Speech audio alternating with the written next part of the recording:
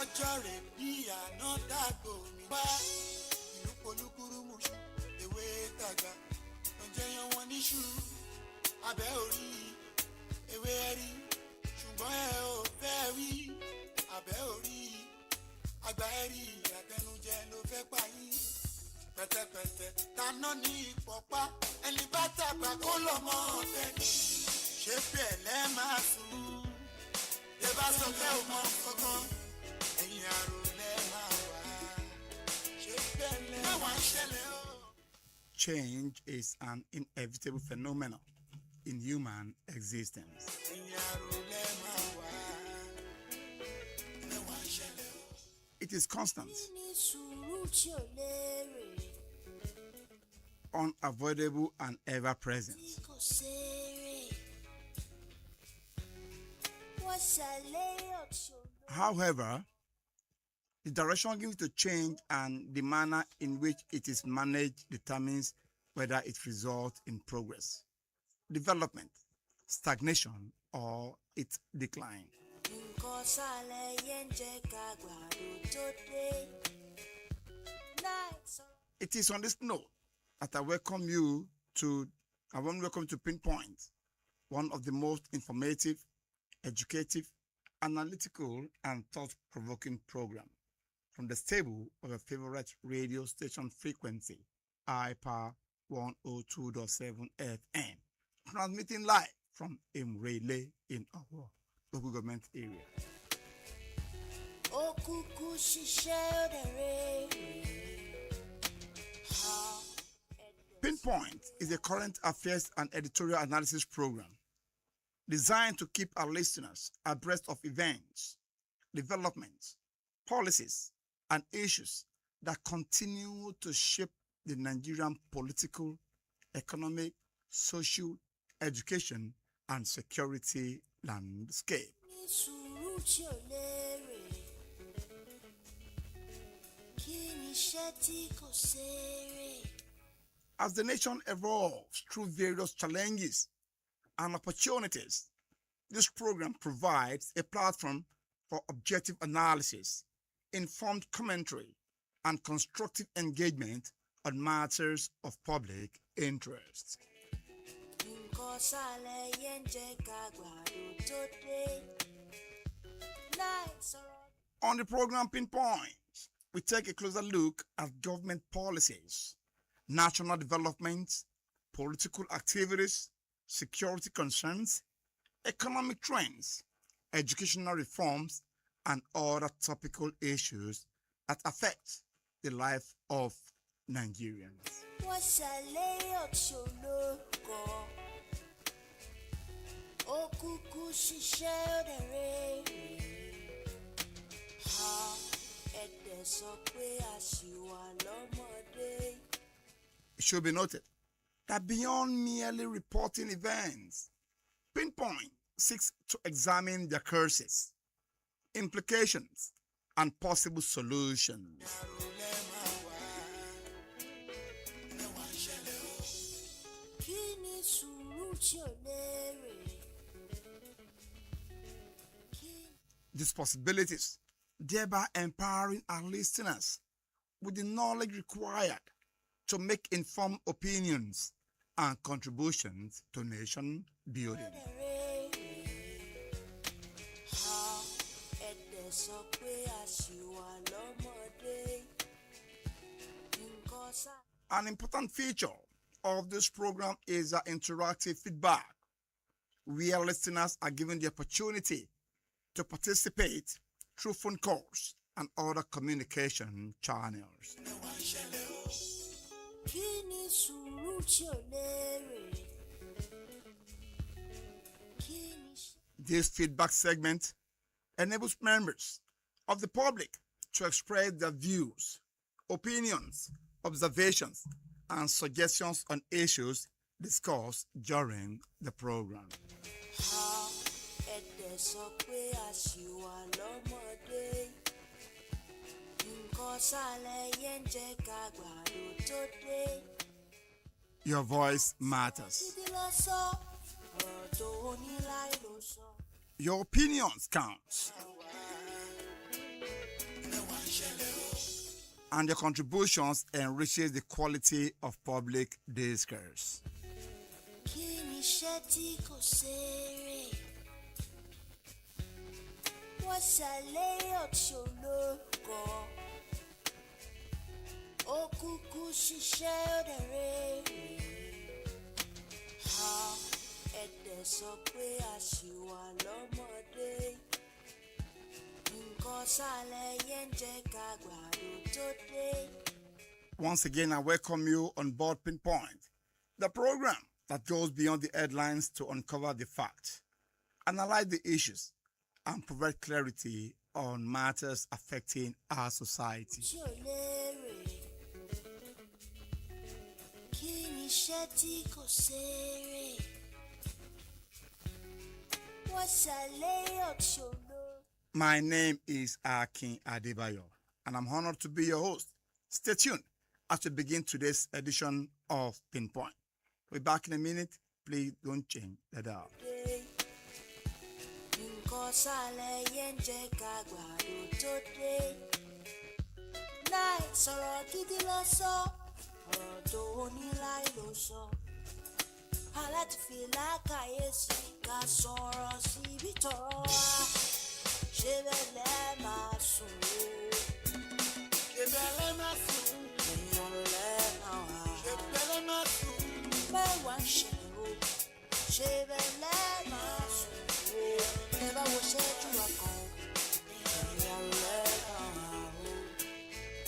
Mẹ́wàá ń ṣẹlẹ̀ o. Ó dàsìkò bò yẹn, wọ́n wá sádùúgbò, wọ́n aṣọ ọmọ jẹ́ẹ́jẹ́. Ẹ̀jẹ̀ kan wọlé tán, gbogbo ẹ̀jẹ̀ tán jẹ́ káwọ́ kẹ́ṣẹ́. Tó bá tún ṣe wẹ́rẹ́, lásìkò bò wọ́n ní kọ́dọ̀ tó lọ bẹ̀rẹ̀. Wọ́n á ṣẹ̀nu mẹ́rẹ́, kàlùkàlù gbé nǹkan mi ṣẹ̀nu yẹ. Welcome back. This is still Pinpoint, your trusted platform for informed analysis and constructive public discourse, proudly transmitting from your darling station iPower 102.7 FM in Relay Hour. On today's edition, we shall be taking an in-depth and analytical look at the executive rascality. That is how I choose to caption it. In a case whereby the legislative arm, saddled with the responsibility of bringing about checks and balances, particularly to the executive, whereby this particular arm now invite either any member of the member or maybe ministries, department or agencies, as the case may be. And eventually, these executive arms don't actually respond to this invitation. There are numerous examples that we are going to cite today of this executive rascality. What led to it? Why is it done that way? And why does it appear that the legislative arm is becoming more of a toothless bulldog? I mean, that is how best I think I can capture it. Because in a case whereby the same legislative arm that you appeared before, that screened you, that made you to be what you are, because I have seen on several occasions, take for instance the case of Nasir El-Rufai, one was about being cleared for the ministerial position. And the legislator, the senators that sat over the matter that screened him then, said they received a petition against him. Until date, El-Rufai is yet to become the minister. Rather, it's now being tried for a different case entirely. So that is the power that the executive arm actually possesses. But it becomes, a worrisome issue. The very minute the legislative arm screens you, you become maybe a chairman of a board, maybe chairman of the DG of an agency, or a minister or ambassador, as the case may be. Maybe there is not a report against such minister or maybe director or maybe DG, as the case may be.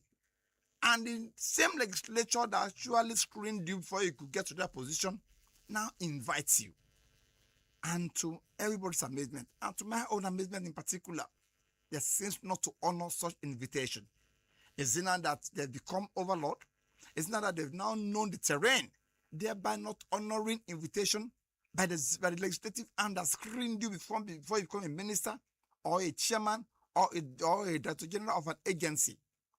That is the complete act of executive rascality. But of course, we can't just begin to blame the executive arm for, behaving in such manner. We don't know what has actually transpired between them and the various committees being set up to look into that matter. And that is why today we are going to look at what has led to what. And particularly, I am going to bring up cases, even to the extent that this executive as well, they don't even regard court judgment. As we speak now, you are still battling with the issue of local government autonomy. It's still there. As we speak now, Dr. Shomole is saying at the top of his voice that there should be an audit on NNPC. There should be an audit on the Nigerian military.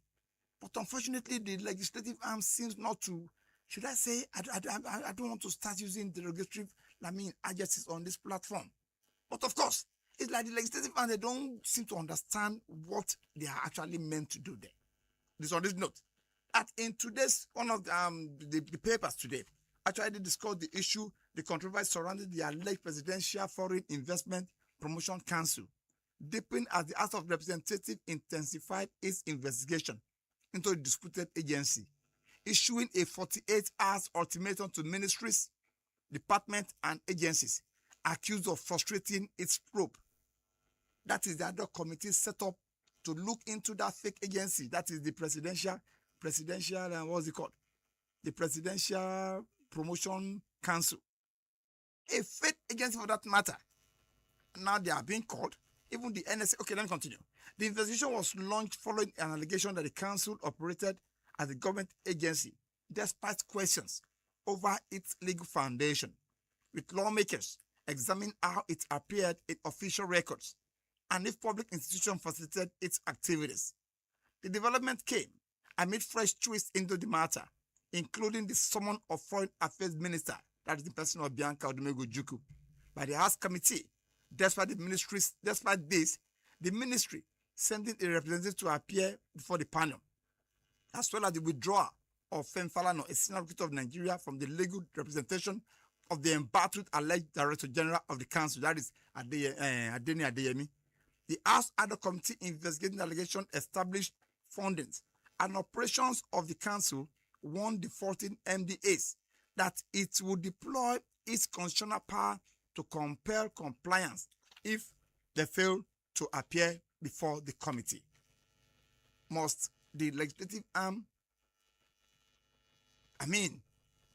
should the case go to the level that the legislative arm now begin to threaten, executing their constitutional power by forcing those executives not to appear before them? These are serious issues of concern. And this, to a large extent, is beginning to weaken the democratic system we are operating here. Like we all know, we have three arms of government. That is the executive, the legislature, and the judiciary. And we all know their various functions. But the question is this: why does it appear that the legislative arms are being tied? And in some cases, we call it hard, whereby I think maybe the president went for maybe the Judicial Service Commission meeting, and we started hearing something like, on your mandate we shall stand. Of course, these are issues begging for answer.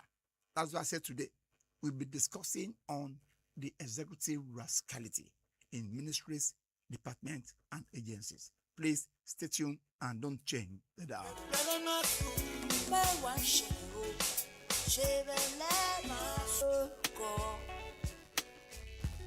Okuku ṣiṣẹ́ òdèrè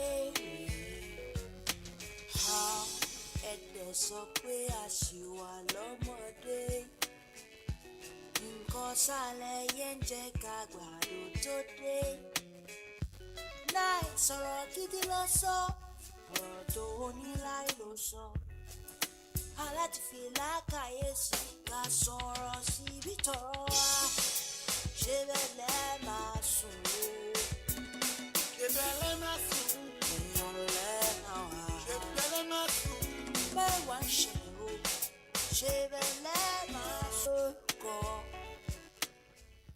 Welcome back.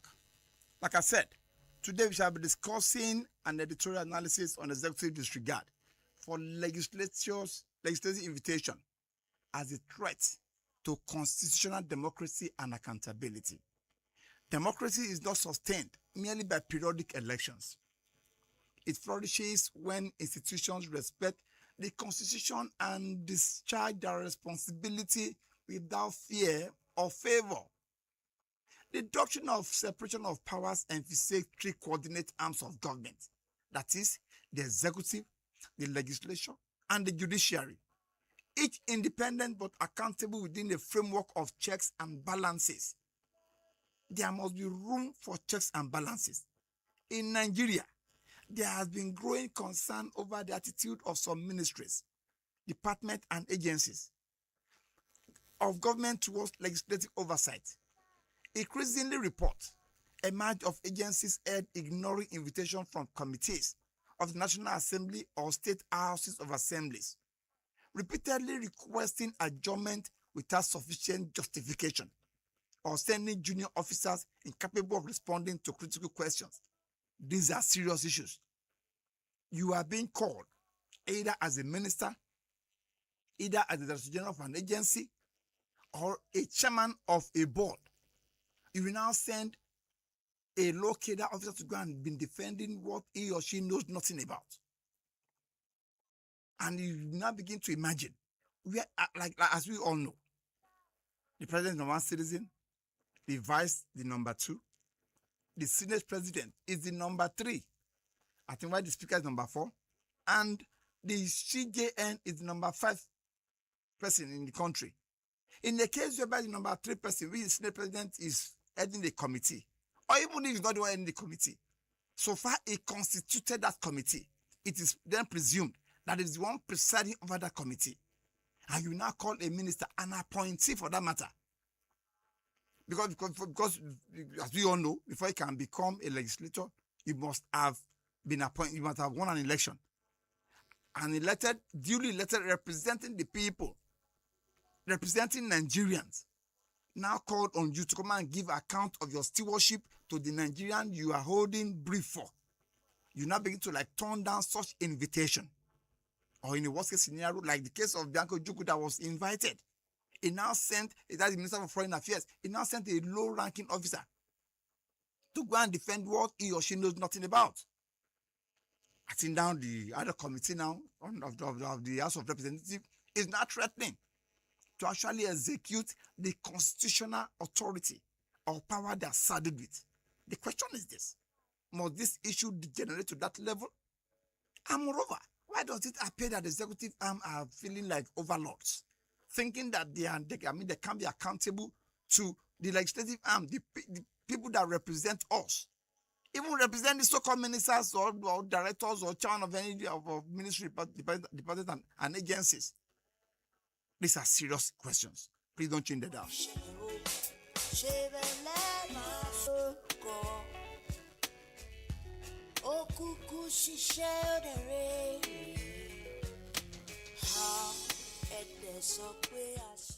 For a better understanding, legislative oversight, a constitutional duty.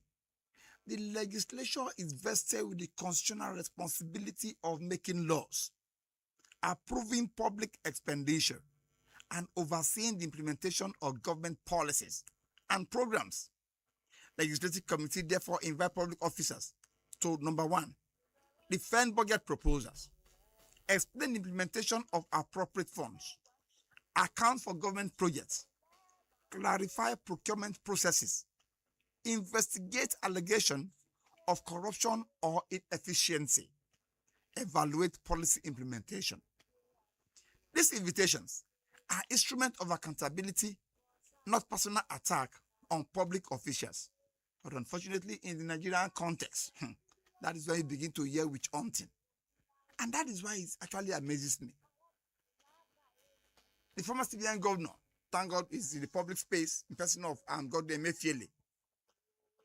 That part of the property that was eventually forfeited to the government was a 750 duplexes. The very minute when he was the CBN governor, I remember him say that if you want to fight, come and fight me. We are aware of the obnoxious policies he actually implemented. Is it the naira change? Their currency change, so to speak, that eventually did not see the light of the day.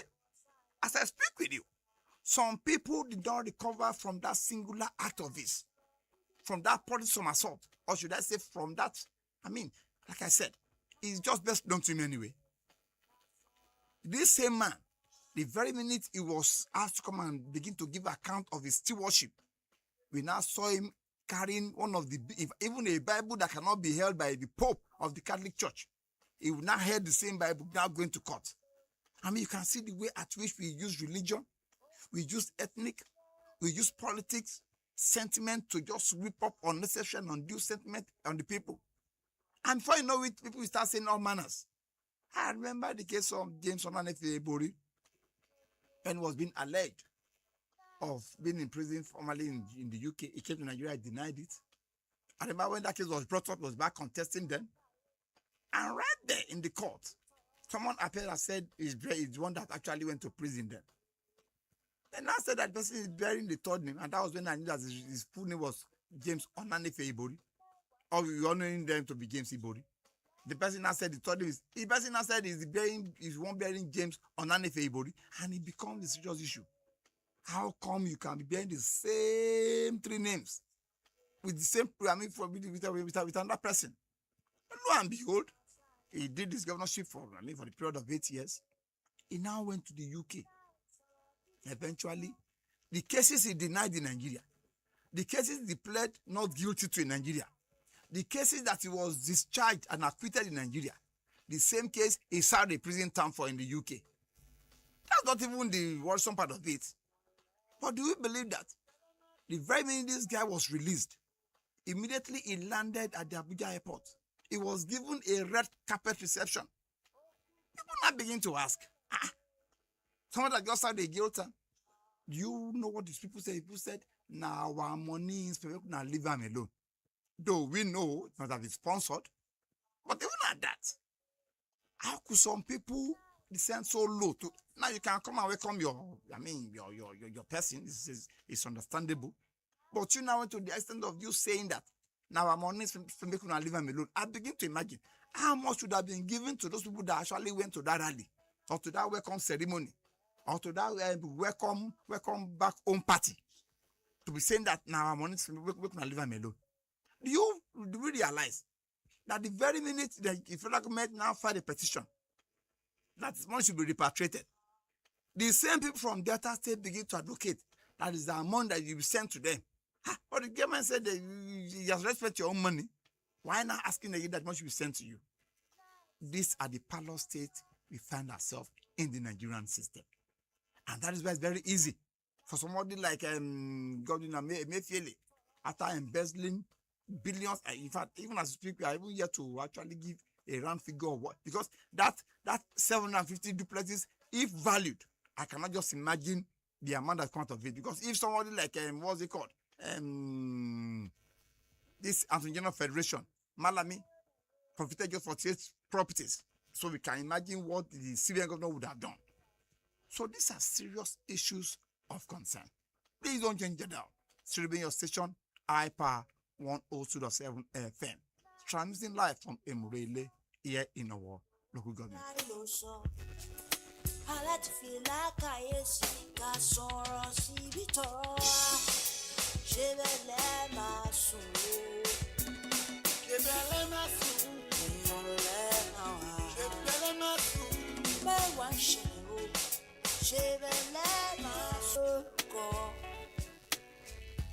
Okuku ṣiṣẹ́ òdèrè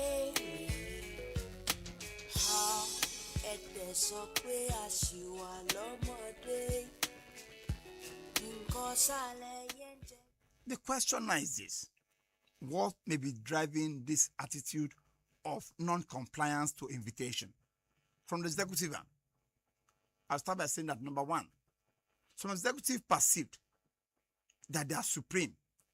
Some public officers may wrongly assume that because they derive their appointment from the president or a governor, they hold it to or no accountability to the legislature.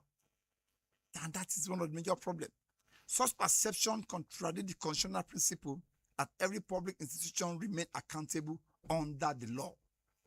And that is just the problem. That is when you will hear, I don't know, maybe it's a rumor that case may be, a commissioner saying that the CJ of a state can, when he speak, he cannot speak. A whole CJ and the commissioner and appointee saying such thing. These are serious issues. And I think that is the mentality. The majority of these appointees, either the minister and as as the commissioner, maybe director of any agency or chairman of the board. That is the assumption. They believe that their allegiance or their responsibility is only tailored to the president or the governor, as the case may be. And it's completely wrong.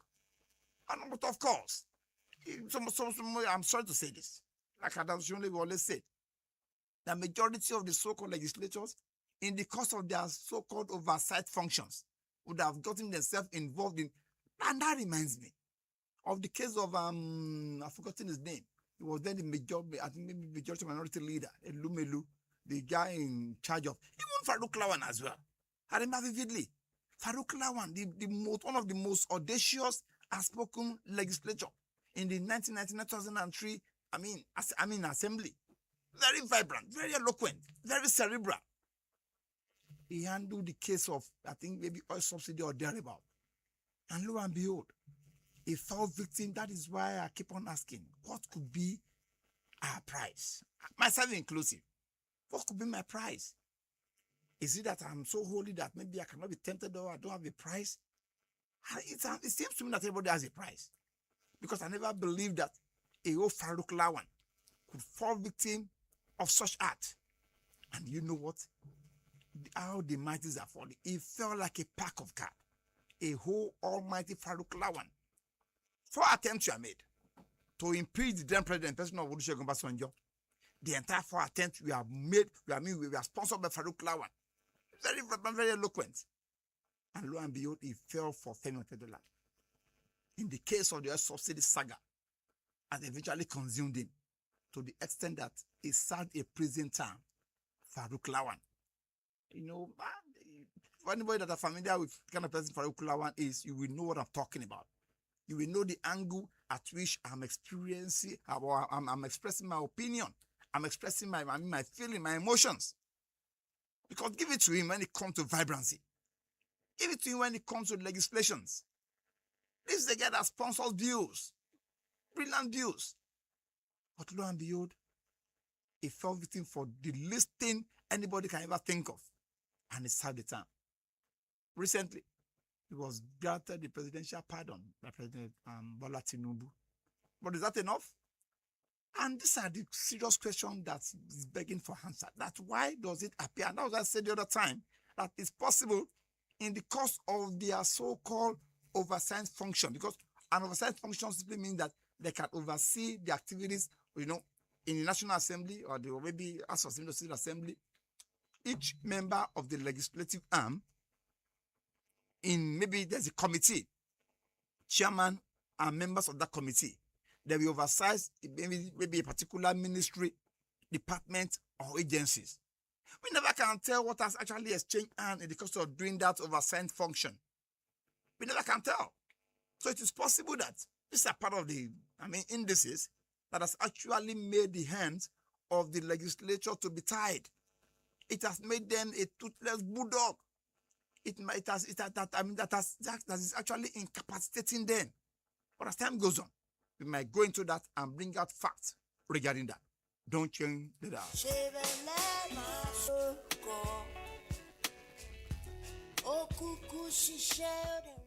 Political protection is another reason behind this executive rascality.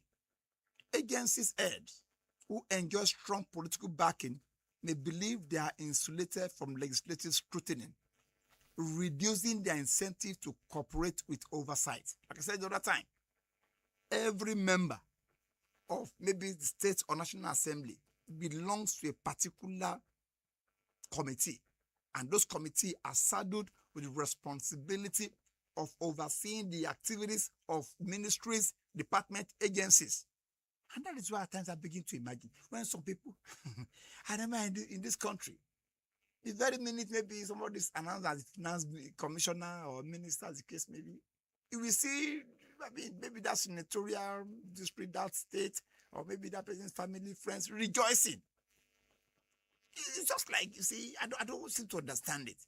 Why are they rejoicing? Why are they happy? And that is why you see the majority of these legislators scampering for juicy committees, lobbying to be in juicy. What constitutes juicy? If really they've gone there to actually carry out legislative activities, legislative responsibilities, or why should they be thinking of juicy? If I'm not mistaken, they should be thinking of where they're showing that they can bring about solution.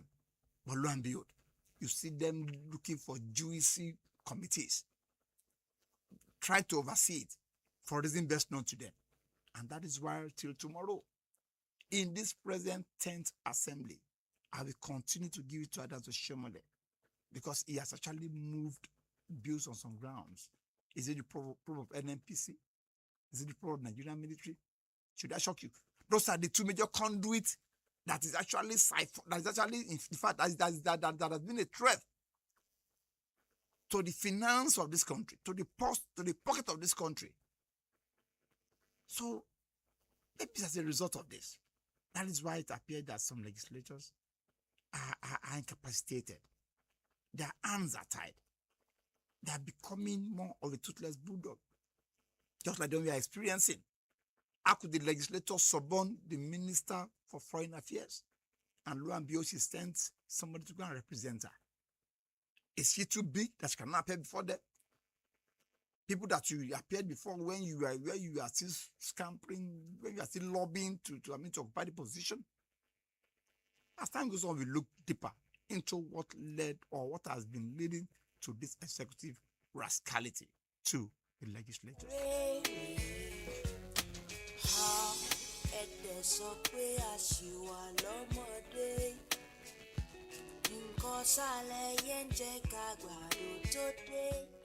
Institutional weaknesses, where previous failures to honor legislative invitations have attracted few or no consequences, non-compliance may become normalized, weakening respect for oversight institution.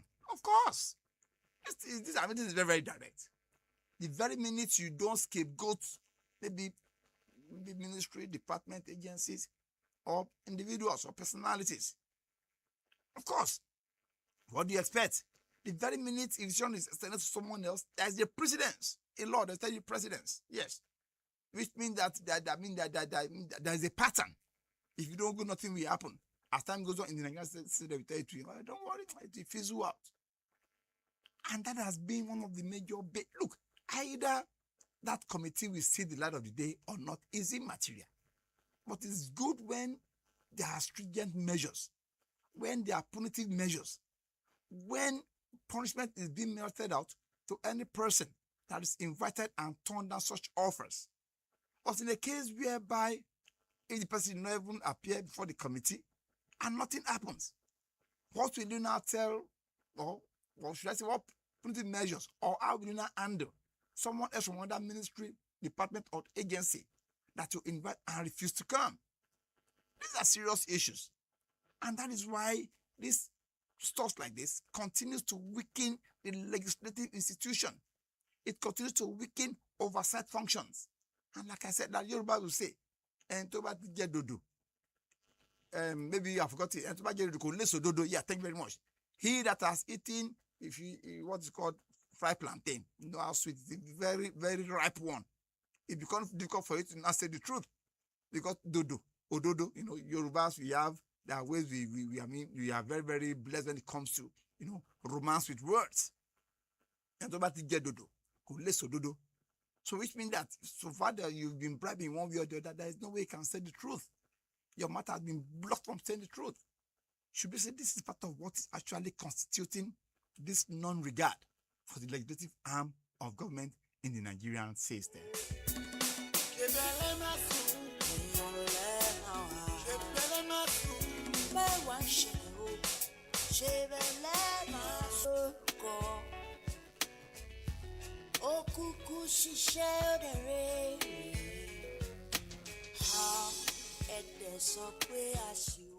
Fear of public scrutiny. Some investigation involve allegations related to contract awards, procurement, budget implementation, or financial management. Officials may fear that appearing before a public hearing could expose administrative failure or invite criticism. Of course, it's very easy for you to assume a position But the very minute you are called to come and give account, you begin to be, to fidget. Why are you fidgeting? If really you've not done what you have been elected for.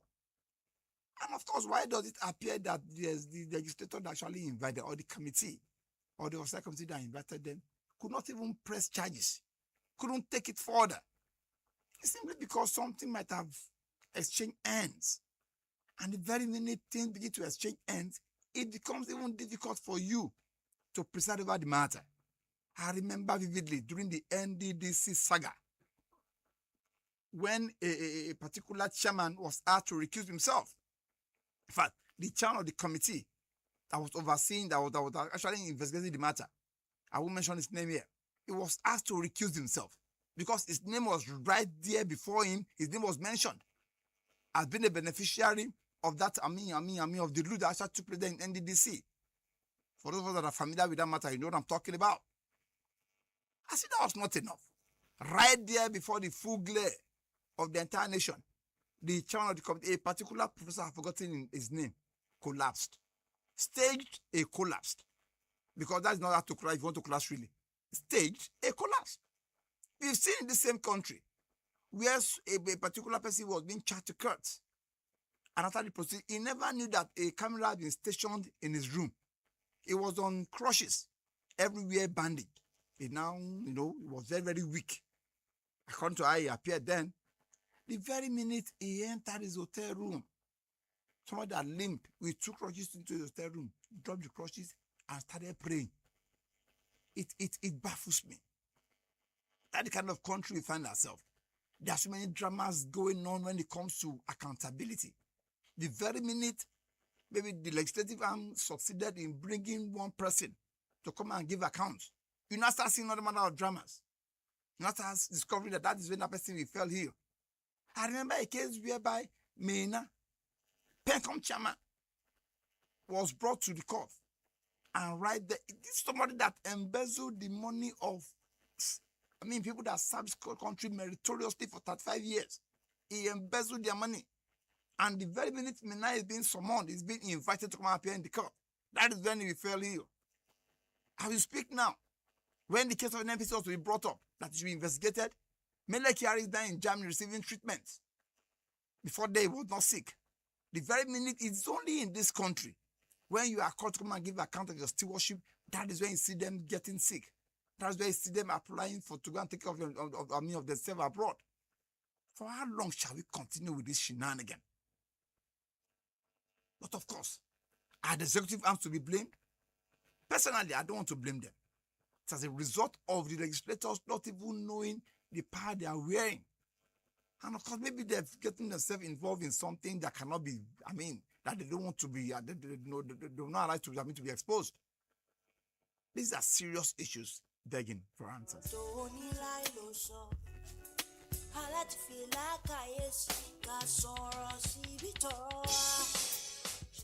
Politicization of legislative oversight. On the other hand, some executive officials contend that certain legislative investigations are politically motivated or designed to embarrass public office holders. Where this perception exists, it can strain cooperation, even though it does not remove the constitutional obligation to engage with lawful oversight. That's what we're talking about. The very minute as the advisors begin to see this invitation as a kind of witch hunting, and it becomes a serious issue. And it becomes a serious issue to the extent that it begins to frustrate the entire process. It frustrates accountability. It frustrates due process. It frustrates you come and, give account of your stewardship. And the very minute Party A is able to do it and succeeded, I can assure you, Party B will do it. And it begins to trickle down. Gradually, it becomes a norm. And that is the level at which we find ourselves now. The question now is this: what is the implication for check and balances? The doctrine of check and balances ensure that no arm of government becomes dominant. When executive agencies ignore legislative invitation, oversight is weakened. Public expenditure receives less scrutiny. Opportunities for waste and corruption increases, of course. Institutional respect between the arm of government declines, and when ordinarily there should be respect. And that's why I said that's why it's easy for somebody to just say that the CJ of the state must not speak when she's speaking. How sincere that, how true that is, where we are able to identify that. But this is an issue that gives us serious concern. Citizens lost confidence in democratic governance, which simply means unchecked executive power can erode constitutional government by diminishing one of the legislature's principal mechanisms for ensuring accountability. There must be accountability. The very minute we start avoiding accountability, then there's problem. How come you won't give account? Even on a personal ground. If today you give your son money, take this money, go and buy it, and it comes back and not, won't you ask for the, come and give account? No matter how wealthy you are. So far you have an idea of how much that thing is being sold. But it's only in Nigeria that our political office holders are not ready to give account. And the very minute you call it to come and give account, they started shouting which on. They started shouting it's been political. And that was why we experienced the giant Bible being carried by Emefiele when he was asked to come and give account of his stewardship as CBN governor. And that is when you begin to see people invited falling ill suddenly, demanding for medical treatment overseas. These are serious issues. So it's based on this that the Nigerian system is actually experiencing all this problem we find ourselves. What is now the impact on democratic governance? A democracy without accountability gradually loses its legitimacy. Persistent non-compliance with legislative oversight may encourage executive impunity. The very minute there is impunity in the system that no longer, that does not give room for checks and balances, then the executive becomes so powerful. Because you see, the power of the purse is so enormous that it's not properly checked. And that's why in Nigeria we tell you absolute power is not good in the Nigerian system because it's bringing about absolute corruption. It reduces transparency. The very minute people refuse to come and give account, then transparency will be thrown into the oblivion. It weaks fiscal responsibility. We're talking about money here because actually everything we've been saying since money has to do with money. If, for instance, that fake agency money is not involved, it was when we started, it was when the pocket of 1.3 billion. And this is very funny. This is an agency that has been there for over a year or thereabout. Why is it now that it's not creating problem? I want to believe that something went wrong in that chain of fraud. And that is why it appears these things come to the limelight. Poor implementation of public project, the project of facilities or structures that should be put in place for the public begins to be eroded, all because of the fact that there is no room for accountability. And these are serious issues. Now, ultimately, the citizens bear the cost through poorer public services and diminished confidence in government. Like what happened in the case of a criminal that I mentioned his name, according to what we had, maybe he was given money to put in place a dialysis center in his state, Enugu State. And lo and behold, that was not put in place. Eventually, he now traveled out of the country to go and do kind of kidney transplant for his daughter. And that was how the problem, that was how the cat of the letter out of the bag. And I speak with you now, former Senate President, in person of a Madu, he's serving a term in the UK. A former minister, Adisa, I forgot it's from Ilorin. The road he was actually giving money to fix. He embezzled the money. And first, he had an accident on that same road. His spinal cord got broken. And lo and behold, he eventually died. So that is why at times, even, I'll be so happy if the people that are involved in this financial malfeasance are equally caught in the web. And maybe it cost them one or two. You will realize that the insecurity we are experiencing in Nigeria as a result of corruption. Like recently, one of the prominent senators was alleged of being involved in 5 billion naira terrorism funding. That's the way the money is being wired. It's being circulated. That within the state government and maybe some people, some political bigwigs. These are serious issues. And the very minute they are caught to come and give account, That is when you will see them applying for leave to go attend to medical care in the overseas. That's when you see them giving no manner of complaint. That's when you see them whipping up sentiments. Kúkú ṣiṣẹ́ ó dẹ̀ rere. Ẹ̀dẹ̀ sọ pé a ṣì wà lọ́mọdé. Nǹkan sálẹ̀ yẹn ń jẹ́ ká gbàdo tó dé. Láì sọ̀rọ̀ gidi lọ sọ. The way forward to strengthen Nigerian democratic institution. 1. Executive officials should treat legislative invitation as constitutional obligation, deserving prompt and respectful compliance. I can assure you that cannot come to fruition except the legislature themselves deems it fit to actually sanction people that did not respond to their invitations. How do you think someone will deliberately subject his or herself for scrutiny? Nobody's ready for an examination. It's just like you asking a student to come and do exam. No student likes to sit to exams. Most of us like to just read and go home without being put to test. So if you're now thinking that the executive branch will subject themselves to such scrutiny, forget it. It is in the hand of the legislators to actually deal with any person that refuses to respond to invitations. Because I can assure you, as long as money is involved, I can assure you no executive arm is ready to subject itself for executive scrutiny. So it is the best state for the legislators themselves to stand their ground and actually know what they have been saddled to actually do as a legislature. To me, it appears that most of them never understand the purpose of being there. Because if they do, they will know the power they are wearing. And that is why you will see the governor or the president bowing to the to the maize whenever they go to present their budget. You're talking about money here. As at the time you're taking the budget to that assembly, you go there, you bow. When you're not someone give account, it becomes a serious issue. And the legislative arm is not powerful. Why would the governor or the president go there and take a bow? So the legislators is like they don't really understand the import of being a legislature. Because if they do, I'm very, very sure there won't be room for anybody appealing to the executive arm to always respond to invitation from the legislative arm. No, it won't. So that is why, if only the legislative arm now can, particularly on this fake agency that has become a national embarrassment, in fact, a monumental one for that matter, how I wish it can be treated to logical conclusion and culprit brought to book and, if possible, sentenced if it so demands. Not until we start dealing with any person, no matter how any place you think you are. Some names have been mentioned, and it's so unfortunate. That's what they're talking about.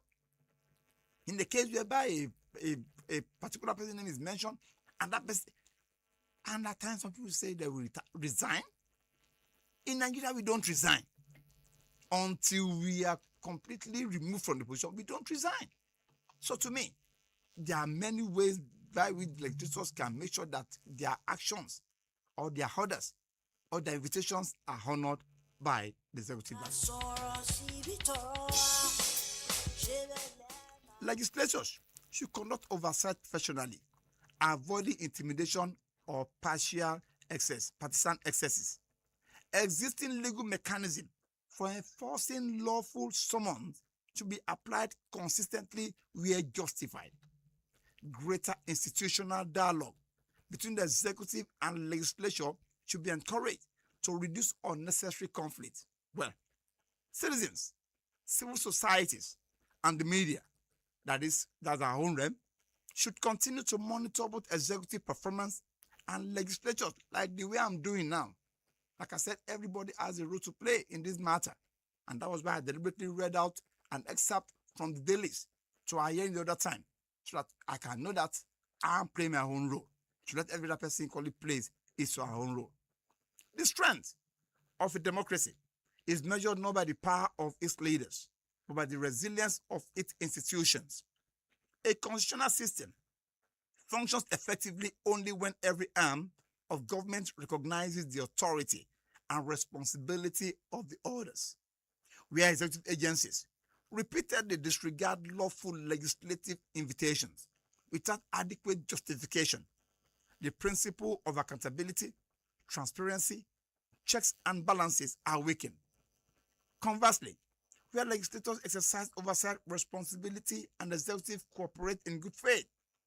Democratic governance is strengthened, public confidence grows, and the management of public resources improves. The enduring challenge before Nigeria is therefore not simply to uphold the letter of the Constitution, but to cultivate a constitutional culture in which every public official understands that accountability is not a favor to the legislature. It is a duty owed to the Nigerian people. It is on this note that I want to call this program, I want to bring the program to an end. My appreciation goes to the general manager of this fantastic station, in person of Engineer Paul Olotu, and also to all other departments and the engineering crew that have made this program a huge success. And most importantly, to you, my listeners, for being there always. I've always said, if you are not there, we won't be here. It is on this one I want to say a very big thank you to you all. To meet again next week for another fascinating topic on Pinpoint, one of your most listened to radio program. Bye for now. I remain your humble host, Akin Adebayo.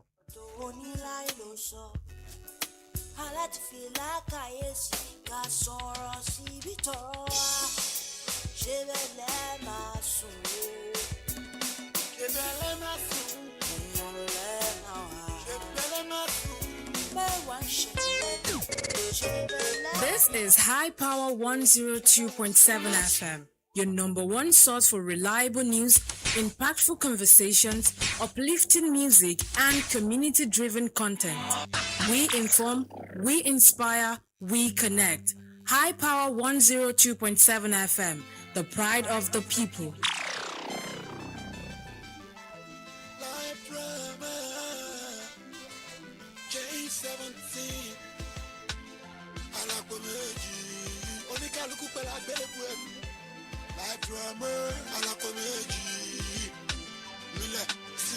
Life drama, we dey live like caturiaras. We wander all through the night every summer. Life drama of my mathematics teacher. He had one daughter and she died of cervical cancer. Oh my dear, life drama, cause I need to move it in my my life drama. Ojú pọ̀ mi kì í torí wọn náírà. My life drama. Owó tún lè bùkátà wáyà pa. Life drama. Lọ́bìnrin láwọn ṣùgbẹ́kọ̀. Láfọ́ dráìvà o. Àpẹ̀kọ tó jẹun kò ní jẹ bàjẹ́ rárá rárá rárá. Orí bá pẹ́ nílẹ̀ àkìrè. Ẹ̀rọ from nothing to something. From nothing to something, honey. From nothing to something. From nothing to something, honey. Life drama. It be like rush hour. We wonder. Korea umoja tamala. Life drama. Nobody ayela when fiama. Okay. Life drama. Akuti olede to musoja. Ejola. Life drama. Temi arigo full of disorder. Ṣùgbọ́n mo mọ̀ pé Ọlọ́run ń bẹ. Àtẹ̀tẹ̀ kan ṣe ó sì tún bẹ. Kò dẹ̀ nífẹ̀ẹ́ mi ọmọ rẹ̀ sílẹ̀. Time to time, I say my prayer. Mo mọ̀ pọ́wọ́ epo lára yé ń bá nílẹ̀. Trusting God, Alpha Omega. Gbàmí o, àpẹ̀kọ tó jẹun kò ní jẹ bàjẹ́ rárá rárá. Gbàmí o, orí bá pẹ́ nílẹ̀ àkìrè. From nothing to something, honey. From nothing to something, honey. From nothing to something, honey. From nothing to something, honey. Your life drama, you get phone but no voucher. Lagos drama, Lomu Banka Bokada. Okay, Abuja drama, politician fighting over dollar. My industry drama. No clubs on you, no go popular. My life drama, my affair, Ogarora. Yeah, I don't lie, to balu siwaju. I do say yo, I do say yo. Today, I say my prayer,